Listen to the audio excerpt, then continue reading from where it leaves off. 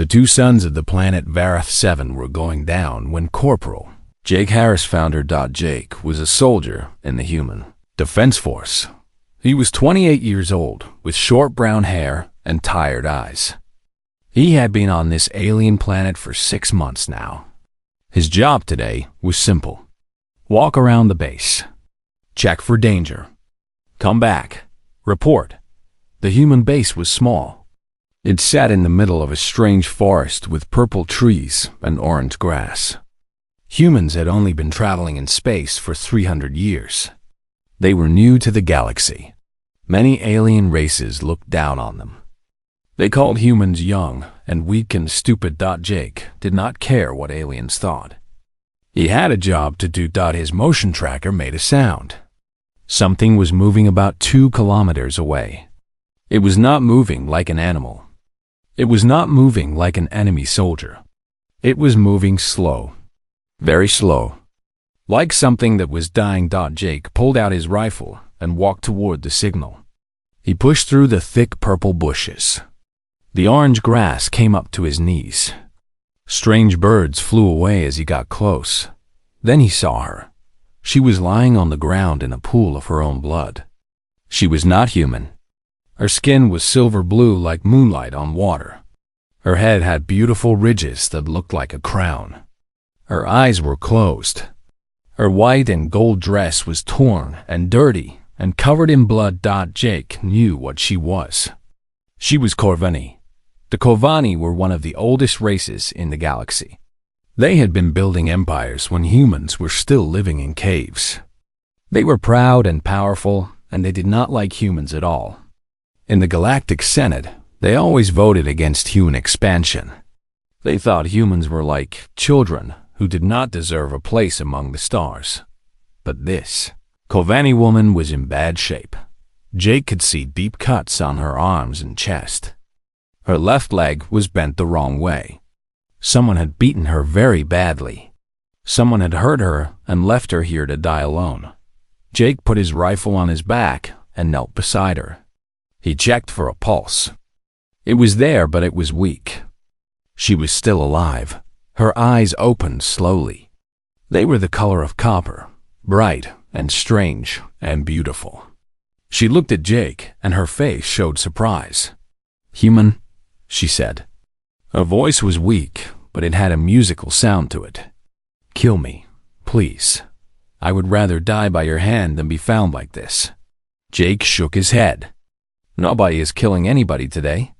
What happened to you?" The woman turned her face away. She did not want to look at him.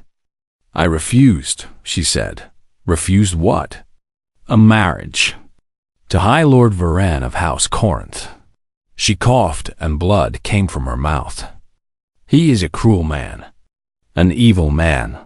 But my father owed him money. A lot of money. I was supposed to be the payment. I was supposed to marry Varan, and my father's debt would be gone." Jake felt anger growing in his chest. "And when you said no?" "I said no in front of everyone.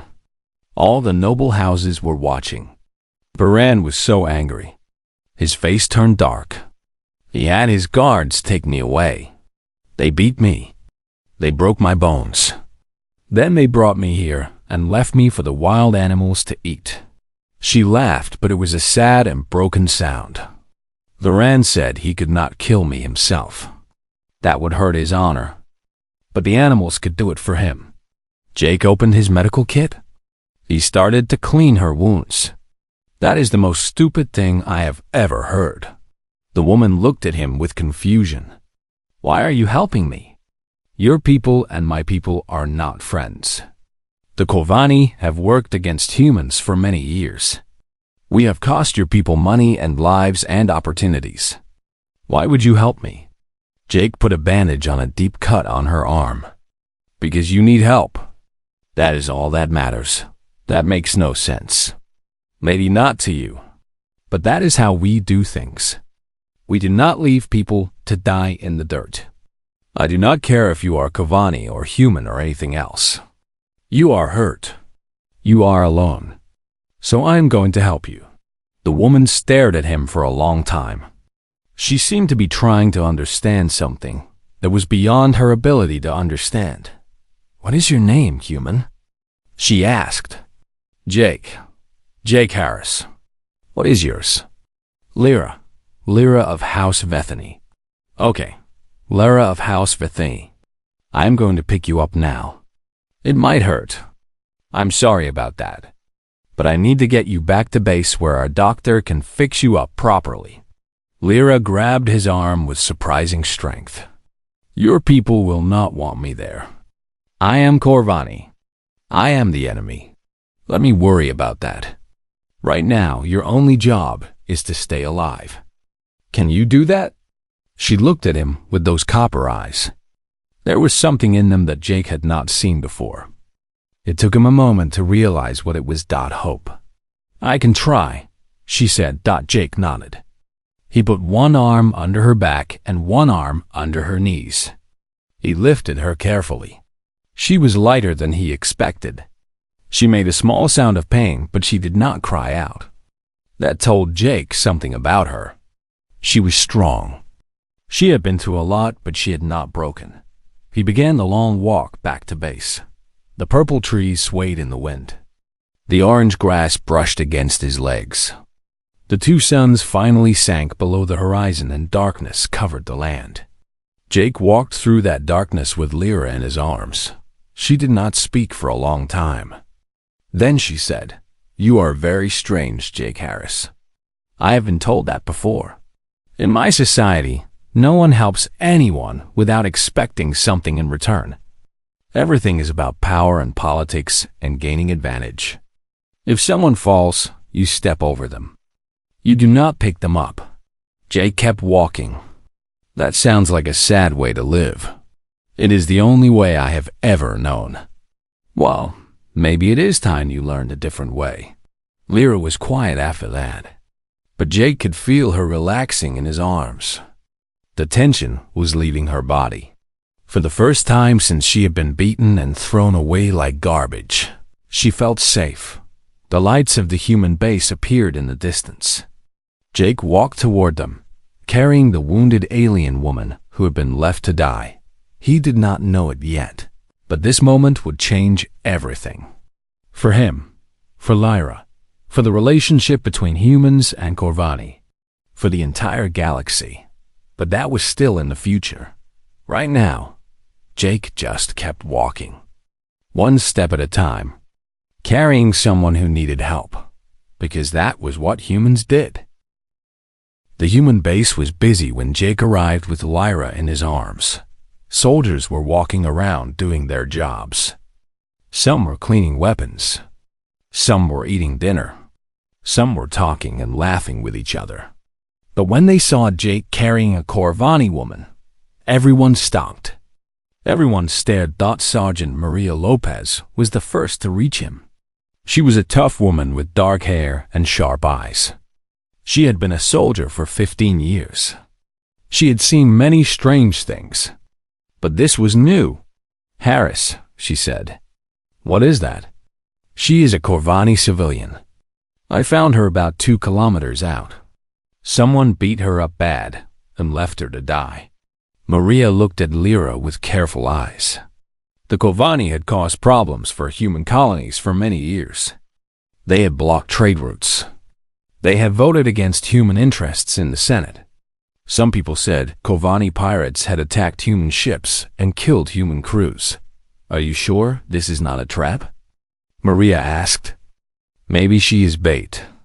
Maybe there are Corvani soldiers waiting to attack us." Jake shook his head. "Look at her, Sarge. She is half dead. Nobody would do this to themselves just to set up a trap." Maria looked at Lyra for a long moment. Then she sighed. "Fine. Take her to medical. Doc Patterson will look at her. But she is your responsibility, Harris. If anything goes wrong, it is on your head. Understood?" Jay carried Lyra to the medical building. It was a small building with white walls and bright lights. Dr. Samuel Patterson was inside. He was an older man with gray hair and gentle hands. He had been a doctor for 30 years. He had treated every kind of injury.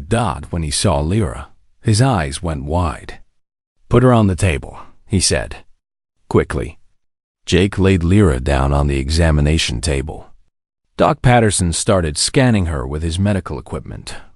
His face became more serious as he read the results. "Broken leg," he said. 3 cracked ribs.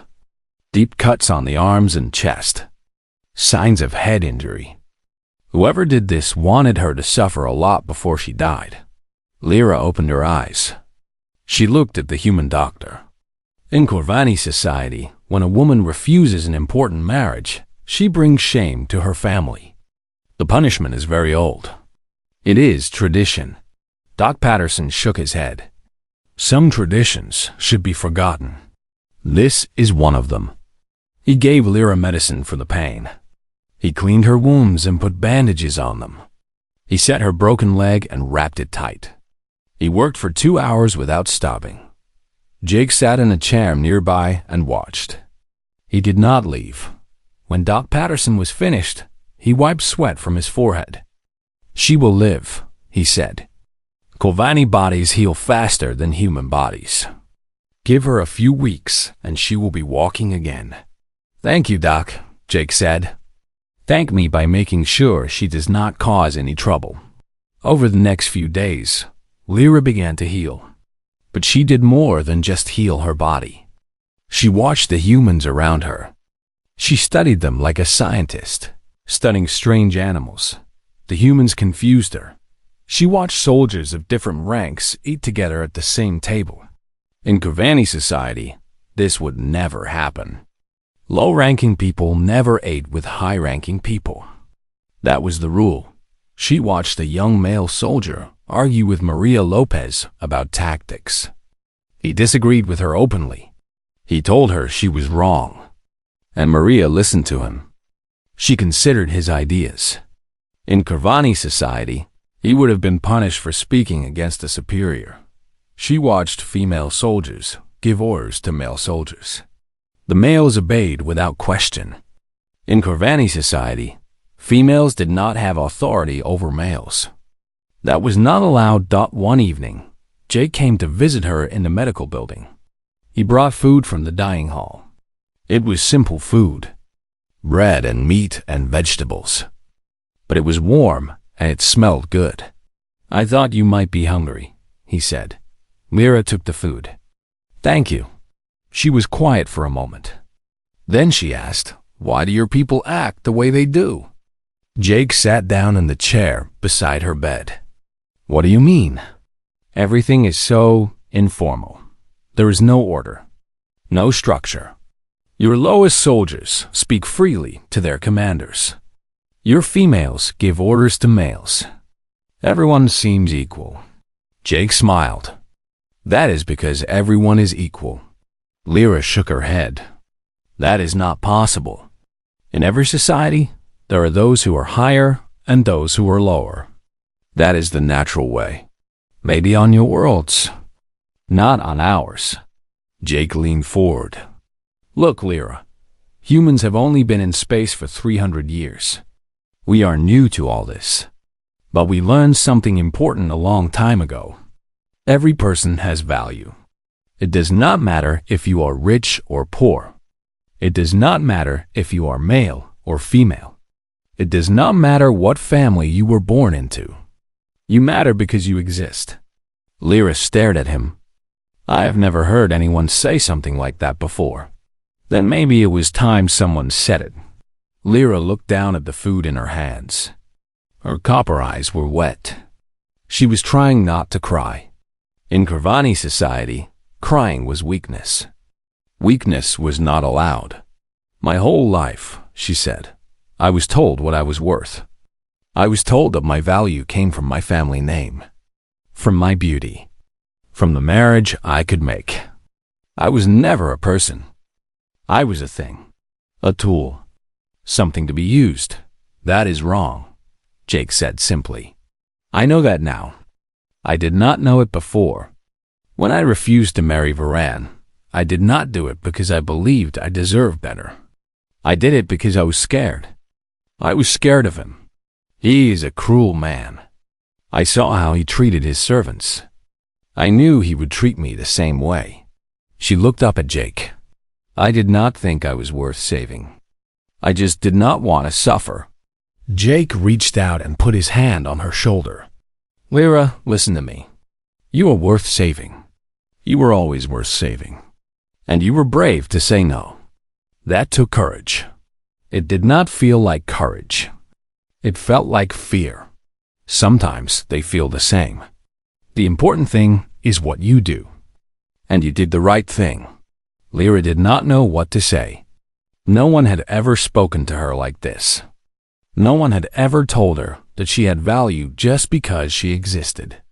It was strange and wonderful, and it made her feel things she did not understand. That night, she slept without bad dreams for the first time since she had been beaten. Over the following weeks, Lyra continued to heal. She started walking again. She started spending time outside the medical building. She talked to other humans. She learned about their culture, their history, their way of life. And slowly, she began to change. She began to smile more. She began to laugh at jokes. She began to speak her mind without fear. The old Lyra, the one who had been raised to be silent and obedient, was fading away. A new Lyra was taking her place. One day, she was sitting outside the base, watching the two suns set over the purple forest. Jake came and sat beside her. "Beautiful, is it not?" He said, "Yes." She was quiet for a moment. Then she said, "Jake, can I ask you something?" "Sure. When you found me, you did not know anything about me. You did not know if I was good or bad. You did not know if I was worth saving. But you saved me anyway. Why?" Jake thought about it. Then he said, "Because that is what my father taught me. He said that when you see someone in trouble, you help them. You do not ask questions first. You do not wait to find out if they deserve it. You just help." Your father sounds like a wise man. He was. He died 5 years ago. But I still remember everything he taught me. Lyra looked at Jake. Her copper eyes were full of something warm. "Thank you, Jake Harris, for saving me, for teaching me, for showing me that there is another way to live." Jake smiled. "You are welcome, Lyra of House Bethany." They sat together and watched the suns go down. Neither of them knew that danger was coming. Neither of them knew that High Lord Varan had learned was alive. Neither of them knew that a warship was already on its way. But for this moment, there was peace, and that was enough. High Lord Varan of House Corinth stood in the command center of his warship. The ship was called the Blade of Corinth. It was big and powerful and filled with weapons. Varan had used this ship to destroy his enemies for 20 years. He had never lost a battle. He did not plan to start now. Varan was tall even for a Kovani. His silver-blue skin was marked with scars. Each scar represented a victory. He had many scars.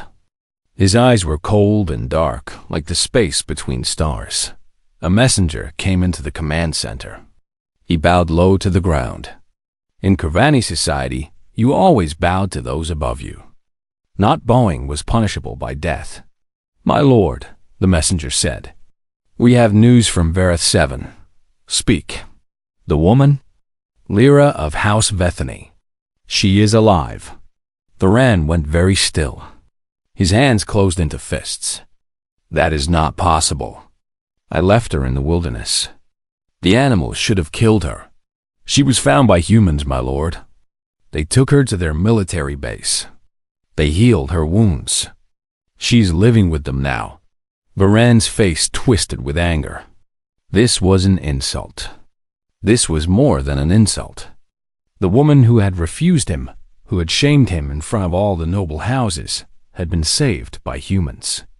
By those primitive apes who had only just learned to travel among the stars. He turned to his second in command. His name was Torath. He was old and scarred, and he had served Varan for 30 years. How many soldiers do we have on this ship?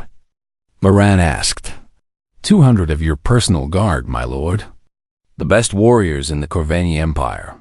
And the human base? How many soldiers do they have? Our scouts say about 50, my lord. Maybe less. Varan smiled. It was not a nice smile. It was the smile of a predator who had found a weak prey. Then we will go to Vareth 7. We will attack the human base. We will kill everyone inside. And we will take back what belongs to me. Toreth hesitated. My lord, attacking a human military installation will cause problems. The Galactic Senate will not be happy. There may be consequences. The Senate will do nothing. The humans are weak. They have no real power. And when I present this as a matter of Corvani honor, the Assembly will support me.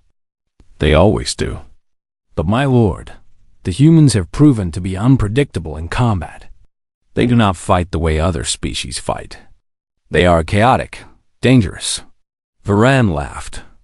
They are children playing with toys. They have been in space for 300 years. We have been building empires for 10,000 years. They will fall before us like grass before fire. Toreth bowed his head. He knew better than to argue with Varan when his mind was made up. Yes, my lord. I will prepare the troops. The blade of Corinth turned toward Vareth 7. It moved through space like a shark moving through water. Inside, 200 Corvani warriors prepared for battle. They checked their weapons.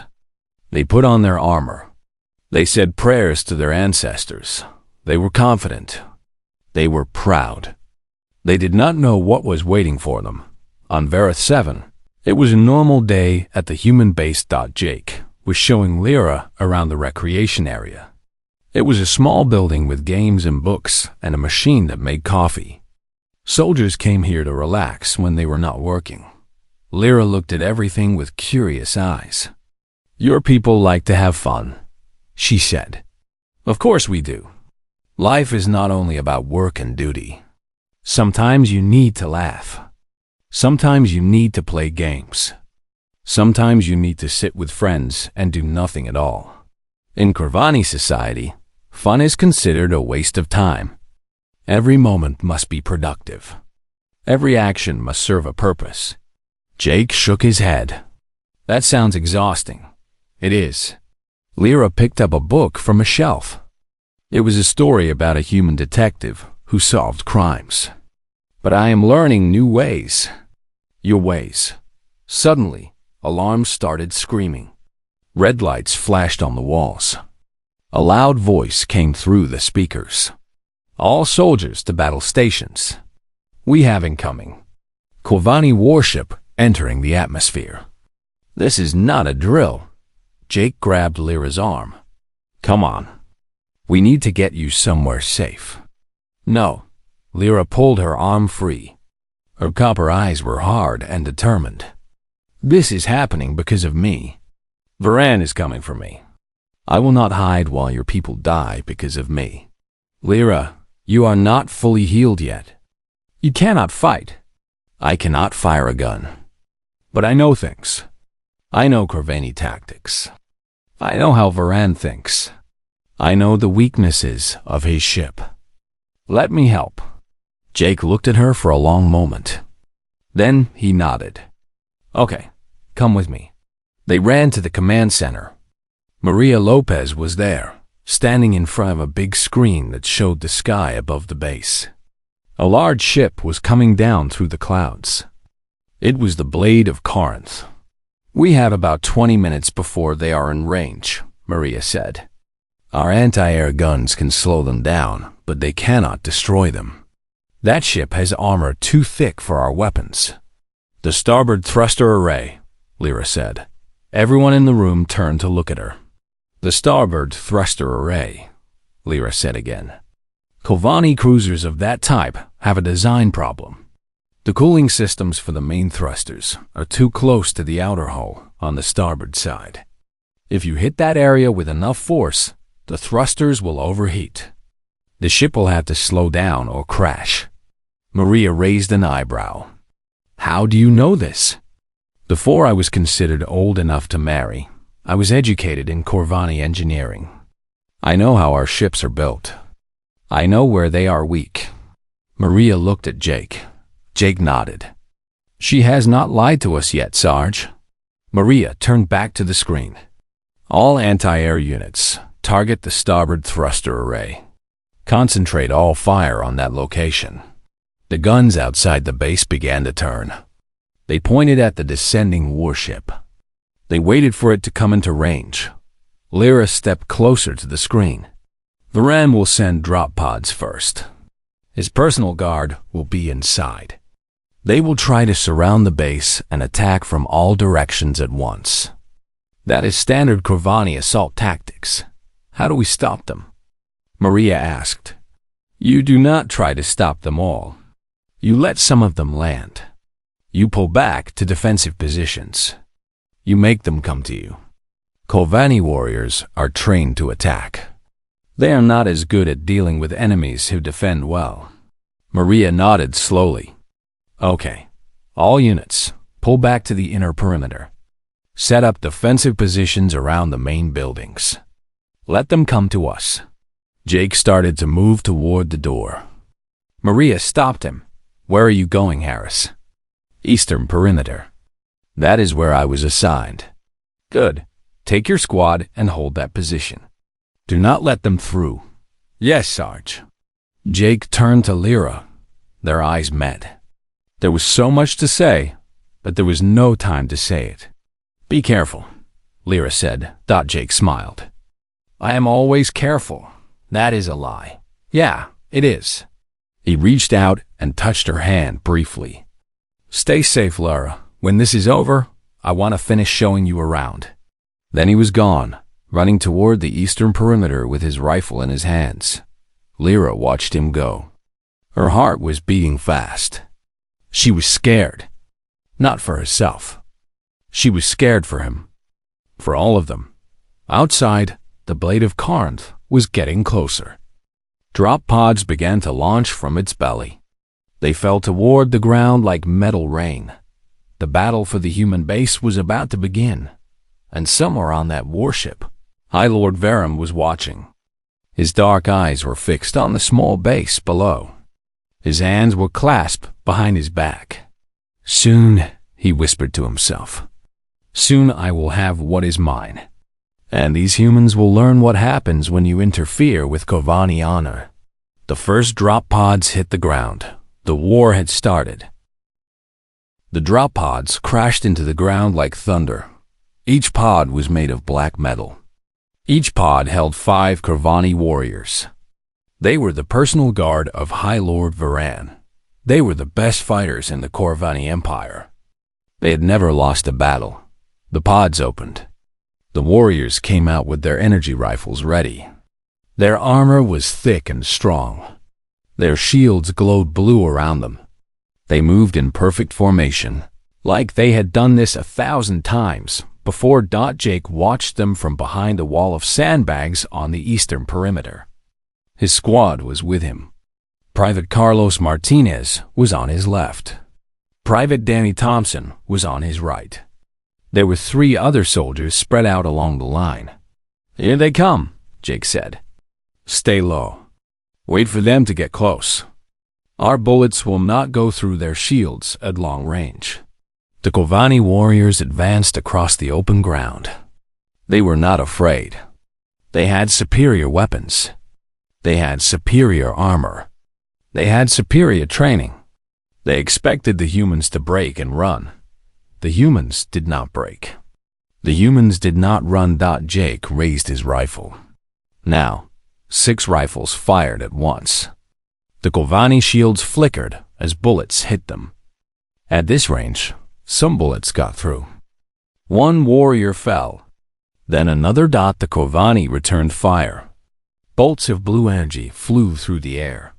1 bolt hit the sandbags next to Jake's head.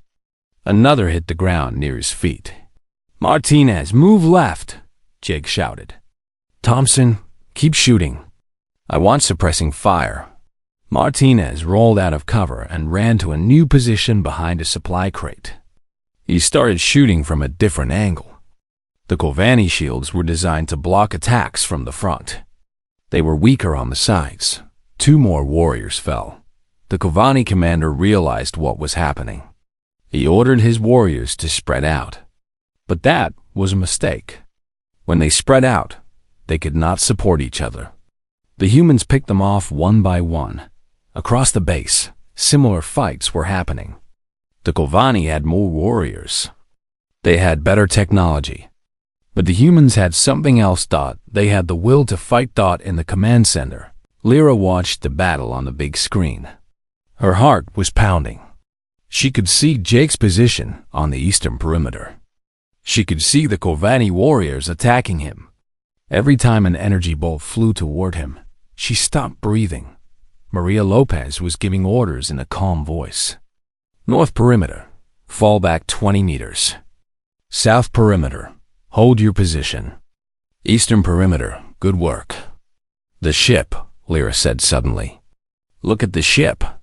On the screen, the Blade of Corinth was struggling. The human anti-air guns had been hitting the starboard thruster array for 20 minutes. Smoke was coming from that side of the ship. It was tilting badly. Your advice worked, Maria said. It will not be enough to destroy the ship, but it will stop them from providing air support to their ground troops. Good. That gives us a chance. Outside, the battle continued. The Kovanni warriors kept coming. For everyone that fell, 2 more seemed to take his place. The human soldiers were getting tired. Some of them were wounded. Some of them were dead, but they kept fighting. Jake's rifle clicked empty. He grabbed a new magazine and loaded it. His hands were shaking. He had been in combat before, but never anything like this. Harris, Martinez shouted. We have more coming from the north. Jake looked. A second wave of drop pods had landed. Fresh Kovanni warriors were joining the attack. They were moving toward the eastern perimeter. We cannot hold this position, Thompson said. There are too many of them. Jake thought fast. He looked at the buildings behind him. He looked at the ground between the buildings. He made a decision. Fall back, he ordered. Everyone fall back to the secondary position. They moved quickly, covering each other as they retreated. The Kovanni saw them running and pushed forward. They thought the humans were breaking. They were wrong. The secondary position was between 2 buildings. The Kovanni could only attack from one direction. Their numbers meant nothing in that narrow space. Now we hold, Jake said. They want to come through here. They have to come through us. The fighting was brutal. The Kovanni threw themselves at the human position again and again. The humans pushed them back again and again. Bodies piled up in the narrow space between the buildings. An energy bolt hit Jake in the shoulder. Pain exploded through his body. He fell to one knee, but he did not stop shooting. He could not stop. If he stopped, his squad would die.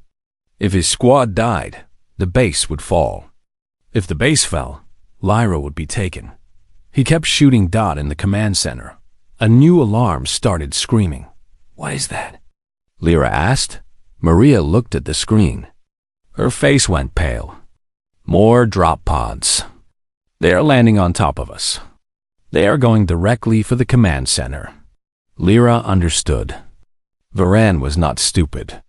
He knew that if he destroyed the command center, the human defense would fall apart. He was sending his best warriors directly to the heart of the base. How many soldiers do we have inside? Lyra asked. 4 guards. Not enough. Lyra picked up a rifle from a fallen soldier. It was heavier than she expected. She did not know how to use it properly. But she was not going to stand here and do nothing. Show me how to use this, she said. Maria looked at her. You are not a soldier. No, I am the reason they are here. If I die fighting, at least I die with honor. Real honor. Not the fake honor of my people. Maria nodded. She took 30 seconds to show Lyra how to point and shoot. Then she picked up her own rifle. "Here they come," she said. The door of the command center exploded inward. Kovani warriors rushed through the opening. Maria started shooting. Lyra started shooting. The guards started shooting. The small room became chaos. Energy bolts flew everywhere. Bullets bounced off armor. A guard fell. Then another. Lyra hit a warrior in the leg. He stumbled. Maria finished him with a shot to the head. More warriors came. Too many warriors. Then Jake was there. He came through a side door with Martinez and Thompson behind him. They hit the Kovani from the side. The warriors had not expected an attack from that direction. 3 of them fell before they could turn around. The fight was short and bloody. When it was over, 10 Kovani warriors were dead on the floor. 2 of the guards were dead too. Martinez had a wound on his arm. Thompson was limping. Jake was still standing. His shoulder was bleeding. His uniform was burned and torn. But he was alive. Lyra ran to him. She did not care that everyone was watching. She put her arms around him and held him tight. "You stupid man," she said. "You almost died. Almost is not the same as actually dying." Jake smiled, despite the pain. "Are you okay?" "I am fine. Because of you." Maria interrupted them. "This is not over. Look." She pointed at the screen. More drop pods were launching from the Blade of Corinth. Even with its damaged thrusters, the ship was still in the fight. Varan was sending everything he had. "We cannot hold against another wave," Maria said. "We have lost too many people." Jake looked at the screen. He looked at Lyra. He looked at his wounded soldiers. Then he saw something else. A single drop pod, larger than the others, was descending toward the base. It was decorated with gold and silver markings.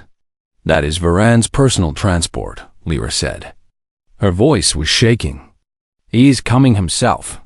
Jake nodded slowly. An idea was forming in his mind. A dangerous idea. A stupid idea. But maybe the only idea that could work. "Then I guess I should go say hello," he said. "Jake, no. If I can get to Varan, if I can stop him, his warriors will lose their leader. They might retreat. They might surrender. Or they might kill you." "Yeah." Jake checked his rifle. He only had half a magazine left. "They might. But I have to try." He looked at Lyra one more time. Her copper eyes were full of fear. Fear for him. "When this started, you asked me why I saved you," he said. "I told you it was because it was the right thing to do. That is still true. But it is not the whole truth." "What is the whole truth?" Jake smiled. "I will tell you when I get back." Then he turned and walked out the door, toward the place where Varan's transport was landing. He was one man with half a magazine, against the most powerful warrior in the Corvani Empire. But he was human. And humans did not give up. The gold and silver transport pod crashed into the ground near the center of the base. Jake walked toward it.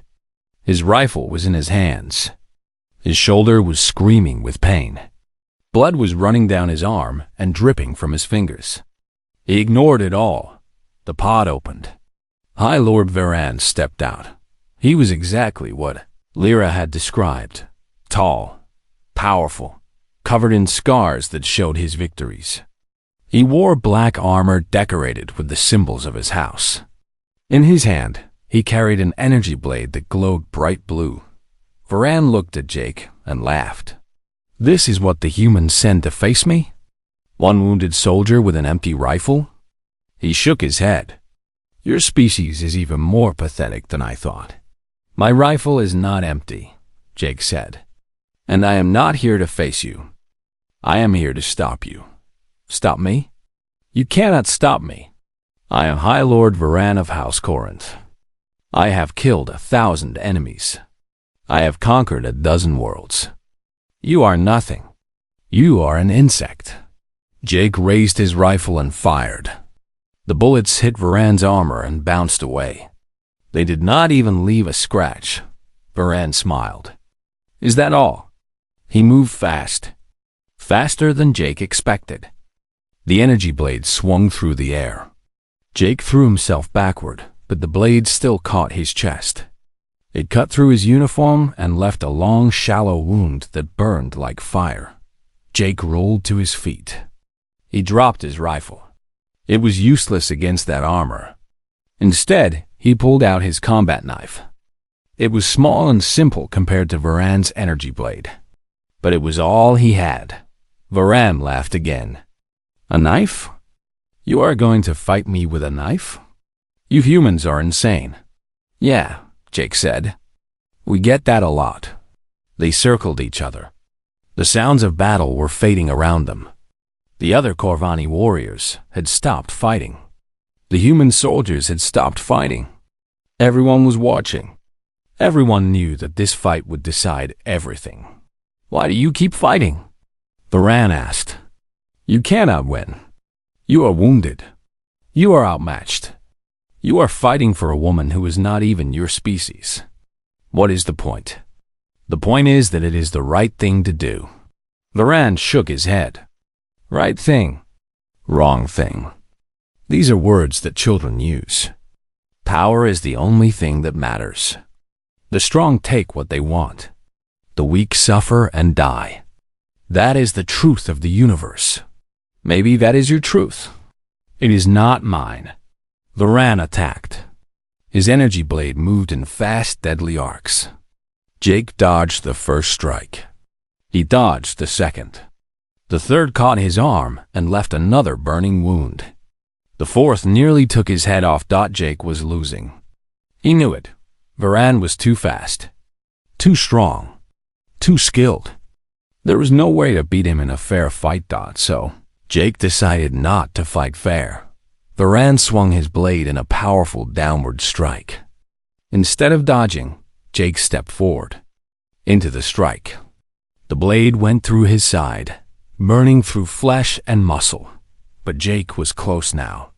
Close enough to reach. He drove his knife up under Varan's chin. The armor did not protect that spot. The blade went through the soft flesh of the throat and into the brain. Varan's eyes went wide. His mouth opened, but no words came out. The energy blade flickered and died. His hands went limp. Jake pulled the knife out. Varan fell to his knees. Then he fell forward onto his face. He did not move again. High Lord Varan of House Corinth was dead. Jake stood there for a moment, swaying on his feet. The wound in his side was bad. Very bad. Blood was pouring out of him. His vision was getting dark around the edges. He heard someone screaming his name. It sounded like Lyra. He wanted to turn and look at her, but he did not have the strength. Then his legs gave out and he fell to the ground. The darkness took him. Jake woke up 3 days later. He was in the medical building, lying on a soft bed. Bandages covered most of his body. Everything hurt, but he was alive. Lyra was sitting in a chair beside his bed. She looked tired. Her copper eyes had dark circles under them. It looked like she had not slept in days. When she saw his eyes open, her face changed. Relief, anger, joy, all mixed together. You idiot, she said. You stupid, crazy idiot. You let him stab you.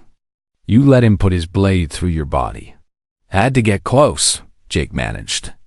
His voice was weak and rough. Only way to reach him. You almost died.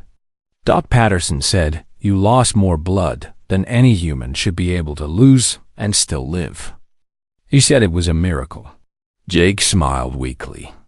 Humans are good at miracles. Lyra reached out and took his hand. Her fingers were cool against his skin. I thought I lost you. I sat here for 3 days watching you sleep, and I thought you were gonna die, and it would be my fault. All because I refused to marry a monster. Hey, Jake squeezed her hand. You did the right thing. You were brave. None of this is your fault. You keep saying that. Because it is true. They sat in silence for a while. Then Jake asked, "What happened?" "After I passed out?" Lyra took a deep breath. "When Varan fell, his warriors stopped fighting. Some of them surrendered. Some of them retreated to their drop pods and flew back to the ship. Without their lord, they had no reason to keep attacking. And the ship? It crashed. The damage to the thrusters was too severe. It went down in the mountains about 50 kilometers from here. Most of the crew survived, but the ship is destroyed." Jake nodded slowly. "What about you? What happens to you now?" Lyra was quiet for a moment. "My father disowned me publicly. He announced to all the houses that I was no longer his daughter, that I had shamed our family beyond forgiveness. I am sorry. Do not be. I do not want to be part of a family that would sell me to a monster." She squeezed his hand. "But other things have happened too. Good things. The death of Varan has caused big changes in Corvani politics. He had many enemies. Houses that were afraid of him are now speaking freely. There is talk of reform, of changing some of our oldest traditions. That is good. Yes, and some of those houses have reached out to me. They want me to speak about what happened here, about how humans treated me, about what I learned living among your people." Jake raised an eyebrow. "So you are going to become some kind of ambassador?" "Maybe. I do not know yet. But I do know that my story matters. If my experience can help change things, help make my people see humans differently, then everything that happened was worth it." Jake was quiet for a moment. Then he said, "Before I went to fight Varan, you asked me why I saved you. I said it was because it was the right thing to do. I said I would tell you the whole truth when I got back." Lyra leaned forward. "I remember. The truth is, when I found you in that forest, something happened. I do not know how to explain it. I just knew that I had to help you. Not because it was my duty, not because it was the right thing to do, but because I could not imagine a universe where I did not help you." Lyra's eyes were wet. "Jake, I know we are different species. I know we come from different worlds. I know there are a million reasons why this does not make sense. But I do not care about any of that. I care about you. I think I have cared about you since the moment I picked you up out of the dirt." Lyra did not say anything. Instead, she leaned down and pressed her forehead against his. It was a Corvani gesture. It meant trust and connection, and something deeper than words. "I care about you too," she whispered. "Stupid, crazy human." Jake smiled. "I will take that as a compliment." The days turned into weeks. Jake healed slowly. Lyra stayed with him through all of it. They talked for hours every day. About their lives, their dreams, their fears, their hopes for the future. News came from the wider galaxy. The death of High Lord Varan had shaken the Corvani Assembly. New leaders were rising. Old laws were being questioned. The idea that every person had value, regardless of birth or status, was spreading like fire through dry grass. Lyra became a symbol of that change. She spoke to assemblies and councils. She told her story. She described how humans had saved her life, not for power or profit, but simply because it was right. Not everyone listened. Some Corvani clung to the old ways, but many more ready for something new, something better. One evening, Jake and Lyra sat outside the base, watching the two suns set over the purple forest. It was the same place where they had sat many times before, but now everything was different. "I have to go back to Corvani space soon," Lyra said. "There is so much work to do, so many people to talk to, I know. But I will come back. I promise. Whatever happens, wherever I go, I will always come back to you." Jake put his arm around her. "I will be here, waiting." They watched the sun sink below the horizon. The sky turned orange and purple and gold. The stars began to appear, one by one. Jake, Lyra said, what does it mean to be human? Jake thought about it for a long time. Then he said, it means you see someone in trouble and you help them. It means you fight for what is right, even when you are scared. It means you treat everyone like they have value. It means you never give up, no matter how bad things get. He looked at Lyra. Her copper eyes reflected the dying light of the suns. Being human means you believe that tomorrow can be better than today, and you do everything you can to make that true. Lyra smiled. It was a real smile, full of warmth and hope and love. I think I would like to be human, she said. Jake laughed. You already are, in every way that matters. The suns finished setting. Night came to Verith 7, but in the darkness, two people sat together, holding hands, looking up at the stars. They did not know what the future would bring. They did not know what challenges they would face. But they knew one thing for certain. They would face it together.